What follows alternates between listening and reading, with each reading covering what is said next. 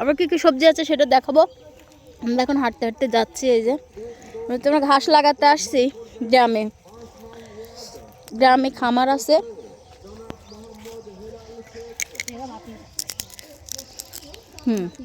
হ্যাঁ,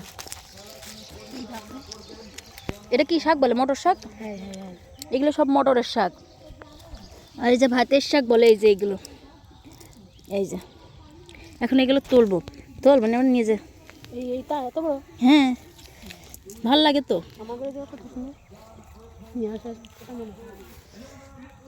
এই যে ভাতের শাক, ভাতের শাক সবাই চেনে। হ্যাঁ, যারা গ্রামে তারা বেশি জানে। ফুল হয়ে গেছে, ফুলগুলো ফেলাই দেওয়ার পরে ভালো লাগবে।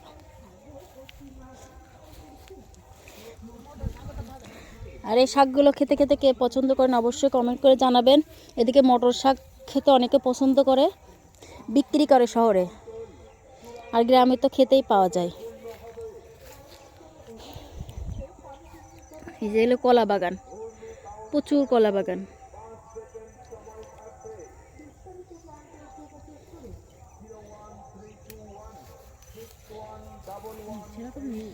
নাই তো,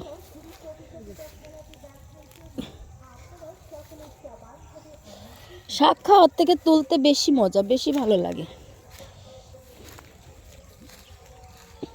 আর এবার তো সরিষা ক্ষেত দেখতেই পারিনি।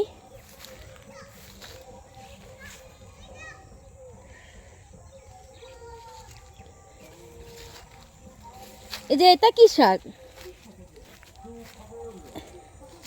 আর এগুলো তো মটরের শাক। আর এইগুলো, এই যে এইগুলো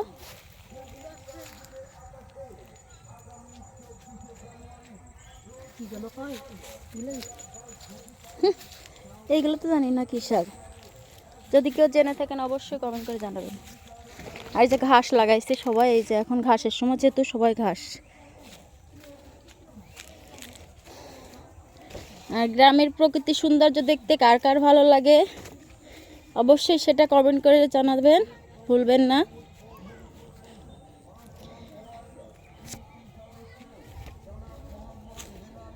এই যে আলু, এদিকে আলু লাগিয়েছে, কত আলু। এই যে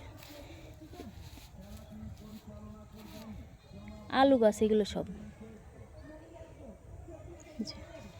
সবুজে সমারোহ মাঠ, প্রাকৃতিক সৌন্দর্যে ভরা এই লীলাভূমি। এগুলো আলু গাছ, সব আলু লাগাইছে। আর ওই যে অনেকে এই যে শাক তুলছে।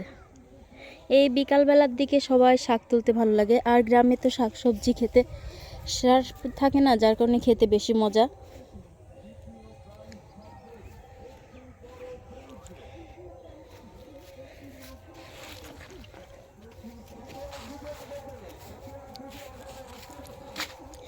যেহেতু শহরের মেয়ে, শহরের বৌমা, মানে গ্রামের মেয়ে শহরের বিয়ে হয়েছে, তাই শহরে থাকা এসব দেখতে পারি না। আর যখন আমি গ্রামে আসি এগুলো দেখতে অনেক দিন পর আমার এত ভালো লাগে, এটা শান্তি।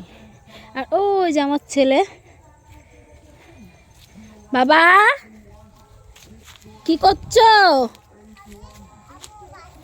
ওরা বকা দিবে, ওইদিকে যাও বাবা, এগুলো নষ্ট হয়ে যাবে। তুমি ওই দিকে সাইম চাচুর কাছে যাও। এই আর ভিতর তো সব বেরো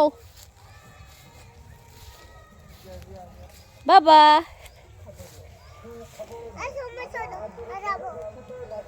তুমি কি খাচ্ছ? বাদাম? ছেলে বাদাম খাচ্ছে। আমার ছেলে গ্রামে আসলে খুবই খুশি হয়, কারণ যেহেতু শহরে আটকা থাকে, আর ও গ্রামে আসলে এসব দেখে খুশিতে লাফালাফি দৌড়াদৌড়ি করে বেলায়।